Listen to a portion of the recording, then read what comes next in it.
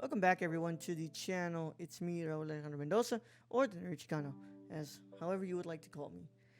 We are back for another video and another installment in our Between the Frames series as we continue to make our way through the Essential Fellini box set from the Criterion Collection, or this huge, beautiful thing right here. Yep. Last week we looked at his 1960 film La Dolce Vita, and today we are looking at his next film, 8½. 8½, is directed by Federico Fellini, of course, with a screenplay from Fellini, Tullio Pinelli, Ennio Flaiano, and Bruneo Rondi, and the story is from Federico Fellini and Ennio Flaiano. Produced by Angelo Rozzoli.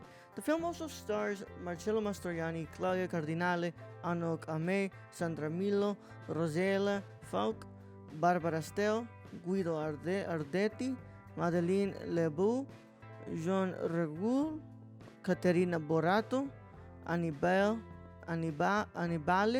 Ninci, and Guidita Risone.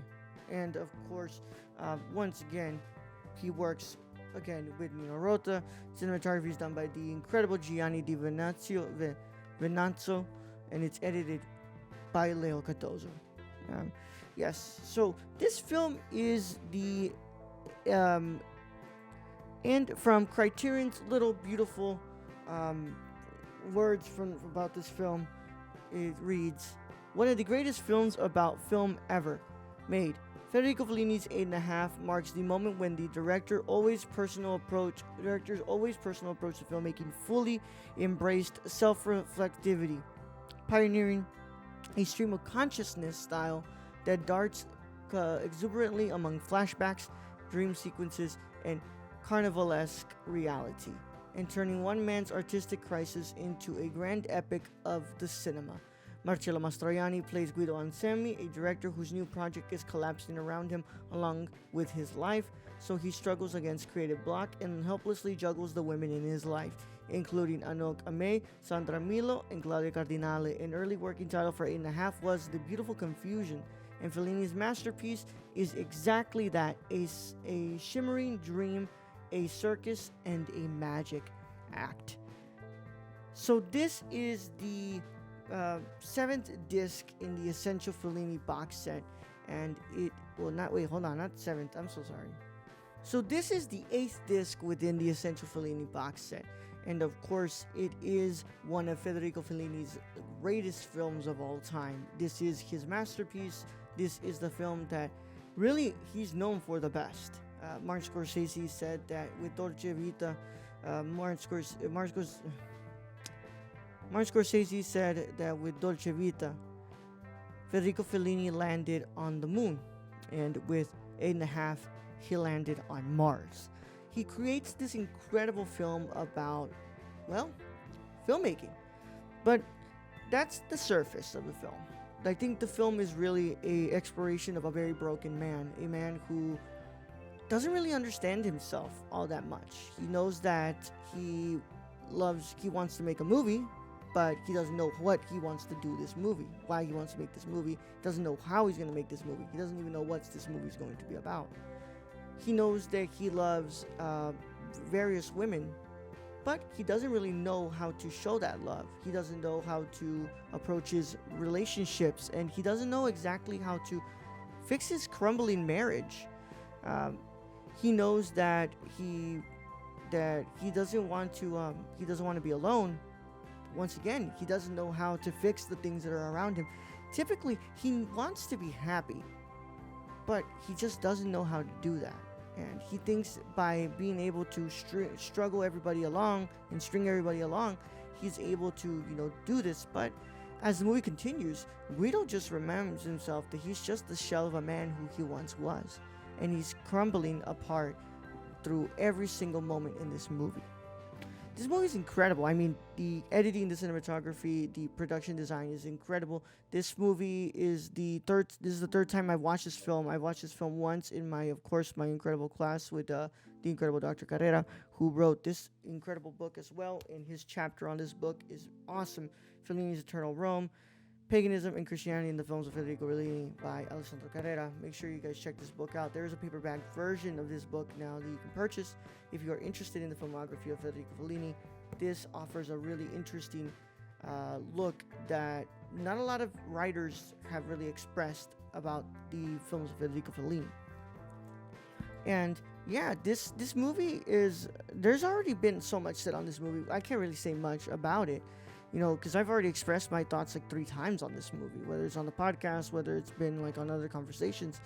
But this movie is so good. I mean, it's long, of course, but it's long, but it's so interesting to watch because you have this mix of like the surreal that Federico Fellini is incorporating into this, along with the realistic part that he's incorporating into this. And then there is the Fellini-esque aspect of it all, like the carnival-esque parts of this film. And really that whole final sequence is Fellini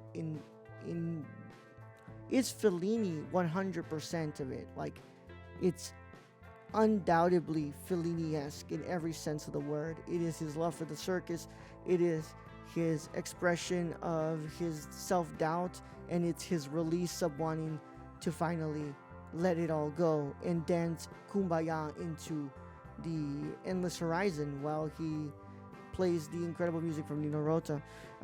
This is an incredible film. I mean, it's truly understandable why it is considered to be one of the greatest films of all time.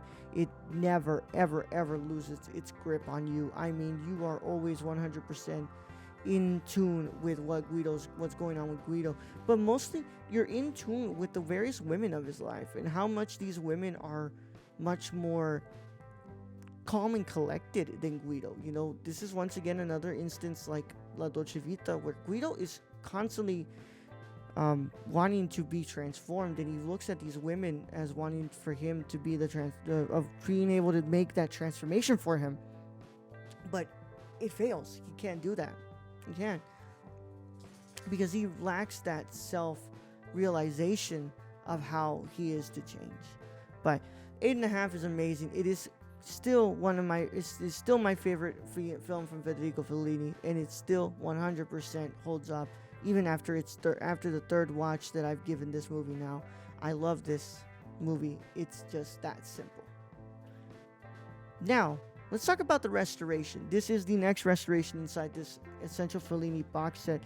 And let's just say that before this, the restoration was good. I mean, this was another La Dolce Vita, where the past restoration that we had of this film, there was nothing really wrong with it. There was just, you know, some like minor things that you could clean up. The audio could be tuned up, but really there wasn't a big issue with the last restoration that you could say, oh man, you need to make a new copy. And it's not like La Dolce Vita, where La Dolce Vita's individual Criterion release doesn't really exist anymore because of Paramount putting it out of print and removing it from the catalog. Whereas the 8.5 version, the past 8.5 restoration, and that version still exists, and you can buy it solo. But this one is so nice. It's clean, truly well restored, and they did some great work on this. But really, you know, there's not much of a difference that I could see with my eye as to the difference between the last restoration and this one. But of course, this box set is incredible, and I love the picture quality either way. I love the upscaling of the 4K digital restoration, and I think that it still works really well. The audio is great. Nino Rota's score is incredible, and it's crisp and clean, and it's not really much of a problem. It's just another really good restoration here in restorative work from Criterion. They really, didn't have to fix a lot, like I said, because the last version was fine as it was. So this one, you just, get a little bit more of a clean audio, and that's why I think that it's good. But when you work from magic, you can only make it better, and this is what this restoration does. Makes it even better than it was when it was already great. So I like the work that they put into this, and I think that it works really well into